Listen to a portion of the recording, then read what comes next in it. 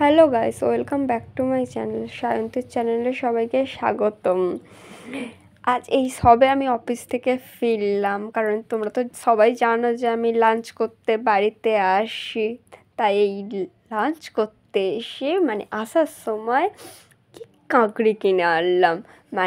এই শীতের দিনে রোদে বসে খাওয়ার পরে এই কাঁকড়ি মাখা খাওয়ার মজাই আলাদা, অসম।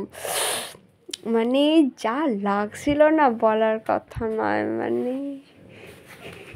ওয়াও লাগছিল, এত সুন্দর লাগছিল, বলার কথা নয়। তাড়াতাড়ি করে খেতে হচ্ছে, কারণ আবার খেয়ে দিয়ে আবার বাড়ি বাড়ি বলছি, সরি, কোম্পানিতে যেতে হবে। ওই জন্য তাড়াতাড়ি করে খাচ্ছি, খাওয়া শেষ করে কোম্পানিতে যেতে হবে।